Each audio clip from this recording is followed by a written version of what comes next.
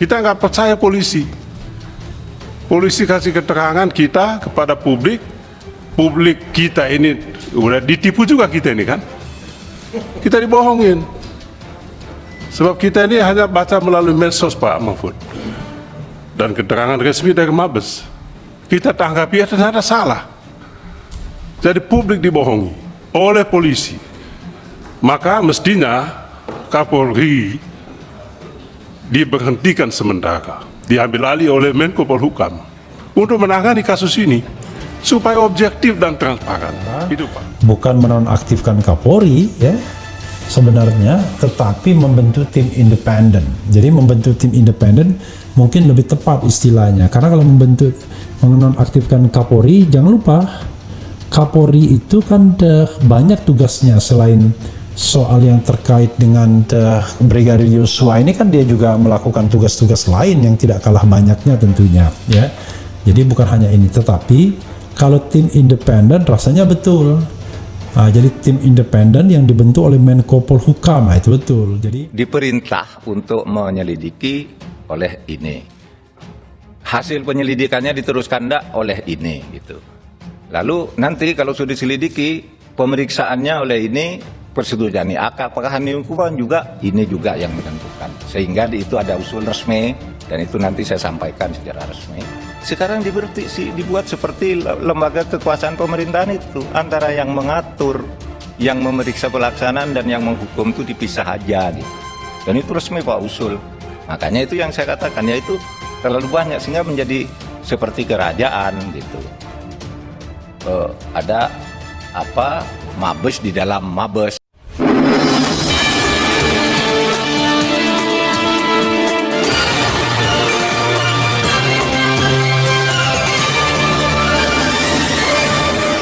Anggota Komisi 3 DPR RI Benny Kaharman meminta jabatan Kapolri Jenderal Polisi Listio Sigit Prabowo diberhentikan sementara setelah adanya dugaan pembunuhan yang dilakukan oleh Ferdy Sambo dan telah menewaskan Brigadir J. Menurut Benny, jabatan itu bisa diambil alih oleh Menteri Koordinator Bidang Politik, Hukum, dan Keamanan atau Menko Polhukam Mahfud MD.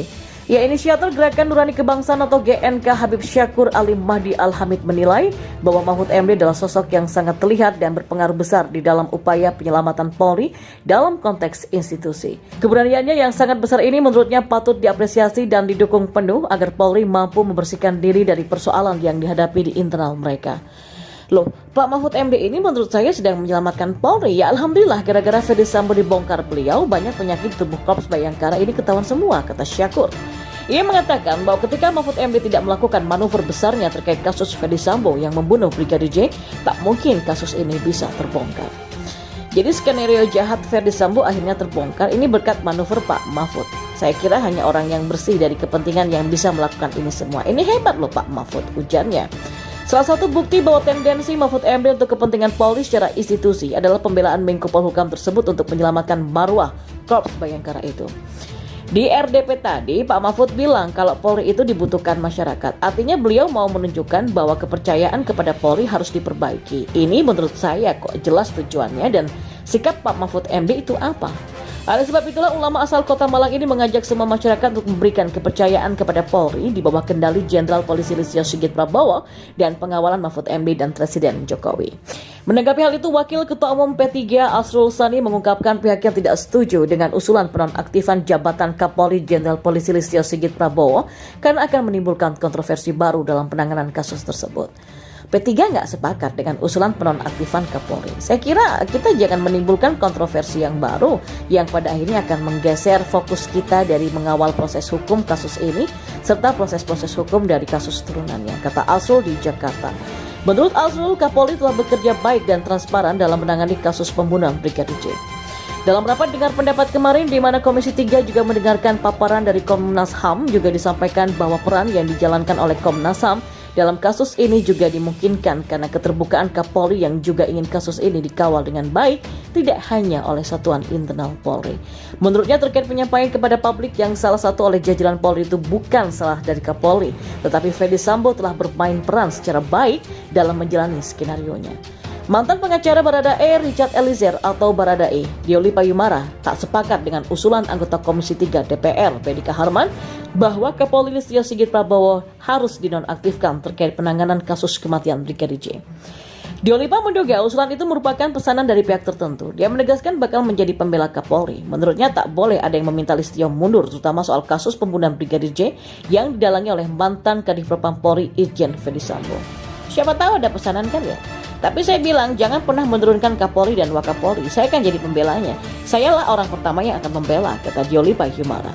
Saat ini menurut Diolipa, DPR atau khususnya Komisi 3 tak bisa jadi tumpuan kepercayaan publik. Ia menilai sudah sepatutnya masyarakat mendukung langkah Kapolri terkait penyelesaian kasus Brigadir J. Ya, sementara itu Sekjen PDIP Hasto Kristianto pun mengatakan penonaktifan Kapolri merupakan hak prerogatif Presiden. Hal itu disampaikan Hasto merespon usulan anggota Komisi 3 DPR RI dari fraksi Partai Demokrat Benny Kaharman yang meminta Kapolri Listio Sigit Prabowo dinonaktifkan untuk sementara terkait kasus Verdi Sambo. Awalnya Hasto menyebut DPR mengatakan DPR tidak hanya punya fungsi legislasi namun juga ada pengawasan.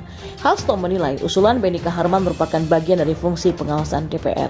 Kendati begitu, Hasto menegaskan terkait dengan penonaktifan baik Kapolri, Panglima TNI hingga Menteri merupakan kewenangan Presiden. Usai gelar rapat dengan Kompolnas, Komnas HAM, LPSK, kini Komisi 3 DPR RI direncanakan menggelar rapat bersama Kapolri Jenderal Listio Sigit Prabowo pada Rabu 24 Agustus 2022 hari ini. Agenda itu fokusnya terkait peristiwa terbunuhnya Brigadir Joshua. Fokusnya itu, tapi kita juga ingin menjadikan ini kanal kerakyatan. Lewat forum ini rapat kerja di DPR, kita bisa menanyakan hal yang tidak terlihat, mendengar yang tidak terdengar. Kata anggota Komisi 3 DPR fraksi PDIP Arteria Dahlan, menurutnya Kapolri akan terbuka sesuai dengan komitmennya kepada Presiden Jokowi.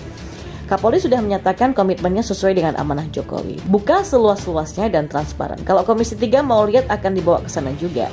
Begitu tulus Pak Kapolri tidak ada sandra pada kasus ini, kata Arteria. Arteria juga mengatakan selain membahas tewasnya Brigadir J, tidak menutup kemungkinan akan menanyakan soal kerajaan Sambo yang tengah ramai menjadi perhatian publik saat ini.